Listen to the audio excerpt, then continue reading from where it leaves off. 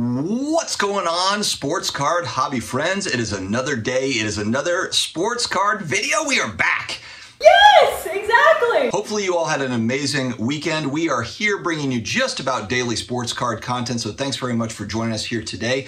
I just thought I'd throw this topic out. I was thinking about it over the weekend. Are we ready for a bull market in sports cards? Before I get started though, a couple of housekeeping notes. I participated in Hobby Palooza. My buddy DPZ actually broke his foot a couple of hours before we were supposed to go live, so he ended up joining late to the stream, but thanks to John, Jeremy Lee, and Theo for joining me over there and helping me out while DPZ was getting on the stream. It was a great time. I always like doing Hobby Palooza, done it the last few years. Always fun to talk cards. And I was also on with Reckless Cards, great YouTube channel. We did a part 1 and a part 2. Part 1, a lot of Stranger Things card talk, so I know for the sports card people, it's gonna be like, no, I don't wanna hear that. Part 2, though, we talk about content, we talk about family stuff, we talk about cards outside of Stranger Things. So definitely check out Reckless Cards if you haven't already. Humongous shout out to today's video sponsor, ComC.com, your home for buying, selling, and flipping all the hottest trading cards. Their consignment marketplace now home to over 32 million cards from baseball's biggest stars like Shohei Ohtani, Aaron Judge, and Mookie Betts to Marvel favorites like Spider-Man, Thor, and Captain America. ComC has something for every type of collector, so make sure to visit ComC.com today to build out your collection with your favorite cards. The Disneyland for sports cards, it is ComC.com. All right, guys, I know that when people come out in today's world talking about the possibility of higher prices in cards, many of you will drop to the ground, start squirming, start screaming, and just it's very triggering for a lot of people. I've learned that. You know, the comment section has changed dramatically, and for rightfully so. I mean, when I first started going back a couple of years, very happy comment section. Now, would still have some people that were like, you suck and your face is stupid. That's fine. But now we have a lot of the comment section is very, you know, blah, which is, hey, look, totally fine. We're in kind of a weird time economically, people going through different stuff. So I totally get it. But there has been a dramatic shift. So anytime anyone has kind of a bull case or kind of a positive outlook on card prices, a lot of times there's pushback. Again, perfectly fine. Everyone is entitled to their opinion. It's only those, though, when I look back, it's people that have been kind of the same way throughout. It's like these can be good buying times when prices move down. Because what ends up happening a lot of times is prices end up moving up for various cards. And then you look back and say, ah, man, could have got it at a lower price, this, that, whatever. So at some stage, you have to be in the game. You've got to try things, fail, and this and that or whatever. That's just kind of how the game kind of works. I want to separate this conversation, though, into two halves because there is always, I think, some confusion around card prices when it comes to really rare stuff and stuff that is maybe iconic, maybe a GOAT card, but it's fairly available or very available.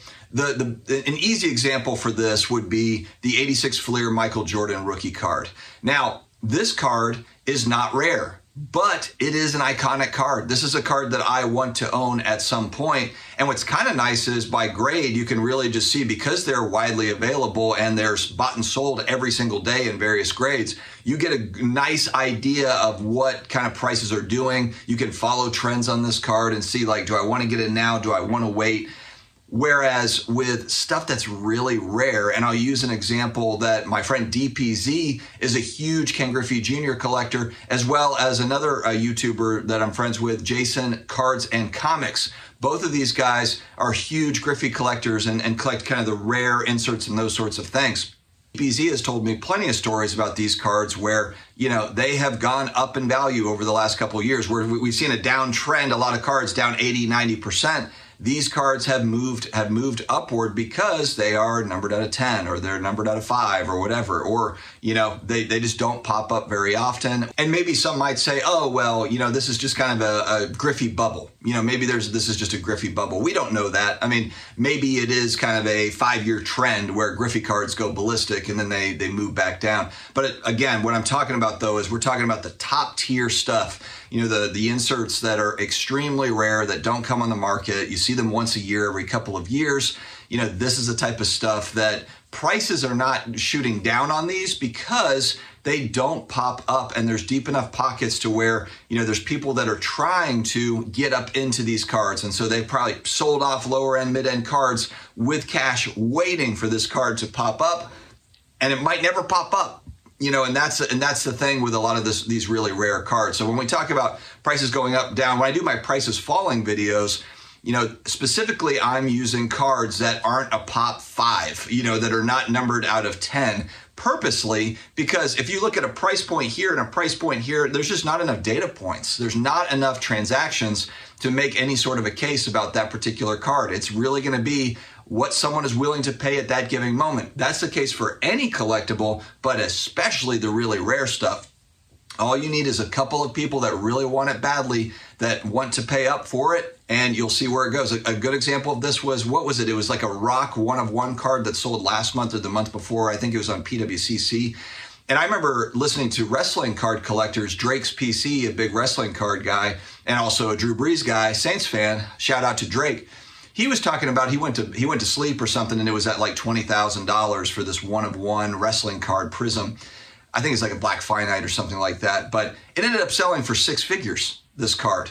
And so, it was just a couple of people that were like, I'm going to get this card no matter what, and all it takes is a few people to make those prices go ballistic. Now, will that card ever sell for the 120 or 125 or whatever it was again? Maybe, maybe not. Maybe next time it sells for 200. That's the part that I think it's kind of a fun element of collectibles, but fun, but also highly stressful, I think, if you're operating in that market as well. You buy a card for $100,000 with the assumption that maybe it goes to $200,000 down the road. And maybe a big question mark there is, are you holding it for a year? Or are you holding it for 20 years? Expectations, I think, have to be in line. Certainly no guarantees with any of this stuff. But again, I think that makes it's fun, but it's also stressful, obviously. And we've seen that. Look, on the high end, we'll have a separate video about this, but there was a lot of loans taken out against cards to buy more cards, and you see kind of a snowball effect. Well, again, we'll have a separate video probably this week on loan stuff. But the main point I want to get back to, though, is we are in a high interest rate environment. We are in a money tightening up of the money supply. The Fed is making it so that, hey, stick your money in savings, because you don't need to risk your money. You don't need to go spend your money on consumer stuff, and you also don't need to risk your money on all these other things. Just stick it here in the bank. Get it on the sidelines over here. Get your 3-4% or whatever from a CD.